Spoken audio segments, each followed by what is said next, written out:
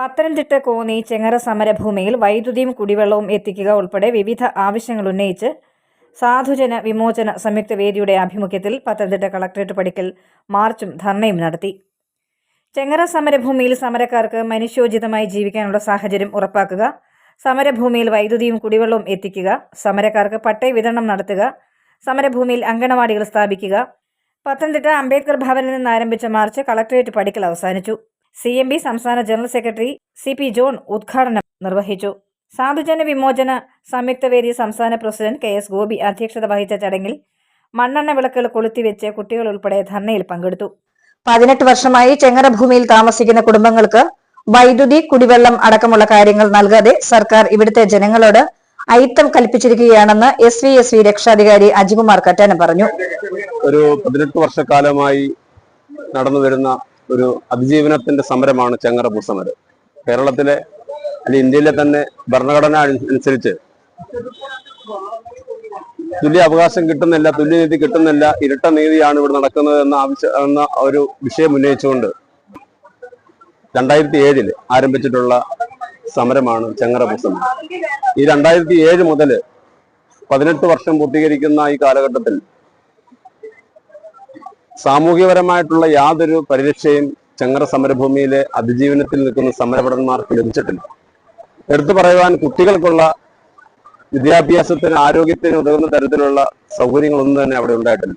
കൊച്ചുകുട്ടികൾക്ക് സാമൂഹ്യക്ഷേമ വകുപ്പിന്റെയോ അല്ലെങ്കിൽ ഏതെങ്കിലും വകുപ്പിന്റെയോ പേരിൽ അല്ലെങ്കിൽ ആരോഗ്യപരമായ പരിപാലനം കിട്ടുന്നത് പോലെ തന്നെ അവരുടെ വിദ്യാഭ്യാസത്തിന് അടിസ്ഥാനം എന്നുള്ള അംഗനവാടി സൗകര്യം ഗവൺമെന്റ് തീർച്ചയായും അവിടെ ഒരുക്കി കൊടുക്കേണ്ടതാണ്. ചെങ്ങറ സമരഭൂമിയിൽ ഒരുക്കി കൊടുക്കേണ്ടതാണ്.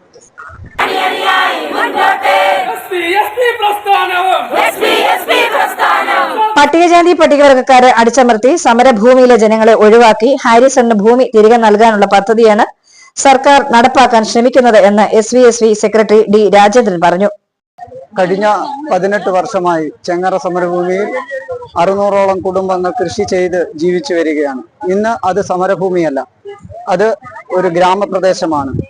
പക്ഷെ പട്ടിണി ഇല്ലാതെ ജീവിക്കാനുള്ള ഒരു സാഹചര്യം ഞങ്ങൾ സൃഷ്ടിച്ചിട്ടുണ്ട്. പക്ഷെ മനുഷ്യോചിതമായി ജീവിക്കത്തക്ക തരത്തിലുള്ള യാതൊരു അടിസ്ഥാന സൗകര്യങ്ങളും ഇതുവരെ ഗവൺമെന്റ് ഭാഗത്തു നിന്നോ ജില്ലാ ഭരണകൂടങ്ങളിൽ നിന്നോ ഞങ്ങൾക്ക് ലഭ്യമായിട്ടില്ല. കുട്ടികൾ പഠിക്കുന്നത് തന്നെ ഡീസൽ വിളക്കിന്റെ വെളിച്ചത്താണ്.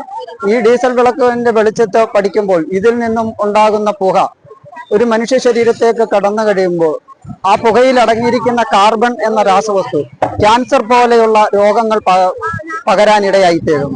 പക്ഷെ ഇന്നത്തെ ഒരു സാഹചര്യത്തിൽ ചെങ്ങറ സമരഭൂമിയിൽ ഈ രോഗങ്ങൾ പടർന്നു പിടിക്കപ്പെടുകയാണ്. ഇതിൽ നിന്നും ഞങ്ങൾക്ക് മുക്തി നേടുന്നതിന് വേണ്ടി വൈദ്യുതി ലഭ്യമാക്കണമെന്നാണ് ഞങ്ങൾക്ക് ഗവൺമെന്റിനോട് പറയാനുള്ളത്. അതുപോലെ രൂക്ഷമായി ഉണ്ടാകുന്ന കുടിവെള്ള ക്ഷാമം 4-5 കിലോമീറ്റർ സഞ്ചരിച്ച് വേണം ദൈനംദിന പ്രവർത്തികൾക്കായി ഈ വെള്ളം ശേഖരിക്കേണ്ടത്. അർദ്ധരാത്രി വരെ കാവലിരുന്ന് കൊണ്ടുവരേണ്ട ഒരു സാഹചര്യം, അതിനുപോലും ഒരു പരിഹാരം ഗവൺമെന്റ് ഭാഗത്തു നിന്നും ഉണ്ടാവുന്നില്ല. ചെങ്ങറ ഭൂസമരഭടൻ PY ജോർജ്, തുളസി ഗോപി കല്ലുവാതുക്കൽ തുടങ്ങിയവർ അവതരിപ്പിച്ച ചിത്രവധം മാർച്ച് ജനഹൃദയസ്പർശിയായിരുന്നു. തുടർന്ന് S Rajeevan, D Rajendran, Joseph Puthussery, advocate Sirajuddin, George Mathew Kudumon, Melood Gopalakrishnan, Binu Baby, Reji Malayalappuzha, Anilkumar KG, advocate MG Santhosh Kumar, S Radhamani, Ekalavyan Bodhi, Ajith എന്നിവർ പ്രസംഗിച്ചു. 9 മലയാളം ന്യൂസ്, പത്തനംതിട്ട.